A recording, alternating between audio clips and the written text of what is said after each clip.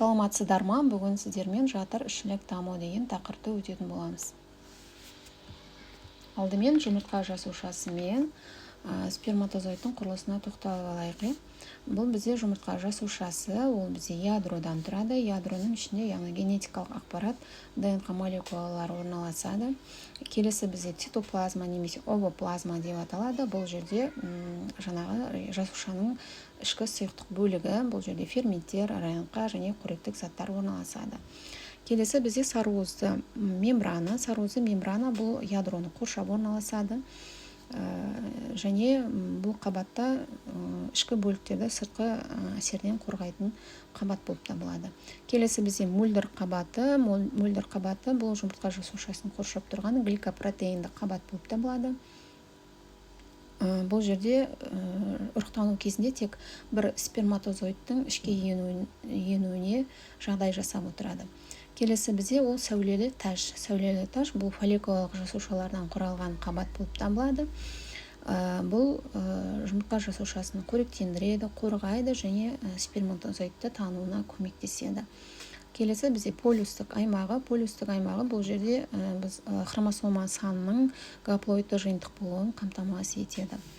Келесі бізде бұл сперматозоид. Сперматозоидтың жалпы басы, мойны және құйрығы болады. Жалпы басында бізде акросома және ядро болады. Акросоманың құрамында әртүрлі ферменттер орналасады. Келесі бізде аралық бөлігі. Аралық бөлігінде өте көптеген митохондриялар орналасады. Ол бізде қозғалу кезінде, яғни ұрықтану кезінде сперматозоидтар өте жылдам қозғалады. Сол қозғалыс үшін бізге энергия қажет. Ол энергияны осы жердегі митохондриялардан алады. Келесі бұл бізде құйрықтың негізгі бөлігі болып табылады. Бұл жерде ұзын микротүтікшелерден тұрады және қозғалыс қызметін атқарады. Ал бізде мынау құйрықтың ұшы, бұл жерде сперматозоидтың толқынды қозғалысын қамтамасыз етеді. Мына суретке назар аударайық. Бұл жерде бізде ұрықтану кезеңдері берілген. Бұл бір бізде жұмыртқа жасушасы және айналған сперматозоидтар. Екі, бұл бізде бір сперматозоидтың жұмыртқа жасушасына енуі, яғни бұны біз ұрықтану процесі деп атауға болады. Үш, бізде сперматозоид пен жұмыртқа жасушаларының ядроның қосылуы, яғни екі ядролы жұмыртқа жасушасы, яғни немесе зигота деп атауға болады. Жалпы жұмыртқа жасушасы және сперматозоидтың қосылуы нәтижесінде бізде зигота пайда болады. Зигота деген бұл ұрықтанған жасуша. Енді мына суретке назар аударайық. Бұл жерде ұрықтанған жұмыртқа жасушасының жатырға түсуі. Мынау бізде жатыр және оның ішкі қабаты, роза түсте бізде эндометрия қабаты және оның түтігі, міне жатыр түтігі. Ал мынау бізде аналық без. Жалпы аналық безде екі түрлі гормон бөлінетін еді, прогестерон және экстраген молекуласы. Аналық безден жарып шыққаннан кейін бізде 14-ші күнде овуляция процесі жүретін еді. Овуляция процесі бұл ұрықтануға өте қолайлы кезең. Яғни мына қынап арқылы және жатыр арқылы, жатыр түтігі арқылы бізде сперматозоид жасушалары келеді де, мына жұмыртқа жасушасымен ұрықтанады. Сол кезде бізде зигота пайда болады, яғни ұрықтанған жұмыртқа жасушасы пайда болады.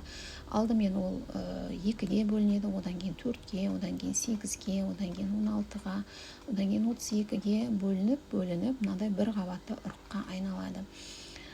Бір қабатты ұрықты немесе бластула деп атайды, одан кейін гастролы және нейролы сатылары бар. Ұрықтанған жұмыртқа жасушасы ұрық, яғни мына жатырдың эндометрия қабатына бекінеді. Эндометрия қабатына бекінеді де, ұрық осы жерде ары қарай дамуын жалғастырады. Тағы бір айта кететін жайт, сперматозоид мына жатырға енген кезде ол 24-28 сағат қана өмір сүреді.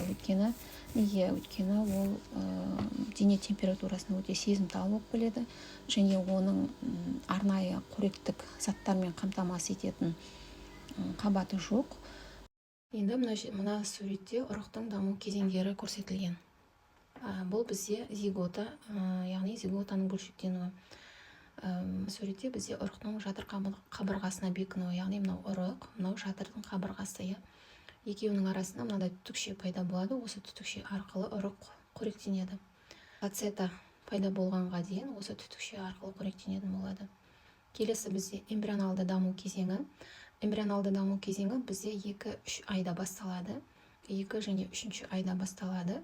Және 3 айдан бастап бізде шарана кезеңі болып табылады. Бұл туғанға дейін жалғасады. Шараналық кезеңде ұрықтың уже бізде плацентасы дамиды.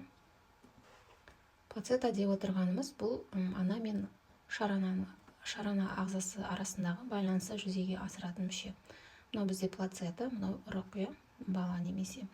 Осы мүше арқылы бала мен ана екеуін байланыстырып, әртүрлі жаңа қоректік заттар мен осы тыныс алу өнімдері болсын, зат алмасу өнімдері болсын, осы плацента арқылы жүзеге асады. Енді мына жерде плацентаның жаңа ішкі құрылысына тоқталайық. Ана мен ұрық арасында тікелей қан ағысы болмайды. Сондықтан олардың қандары бірге араласпайды. Плацентаны нәрестемен байланыстыратын 3 қан тамыры бар. Ол бізде міне кіндік көк тамыры деп аталады.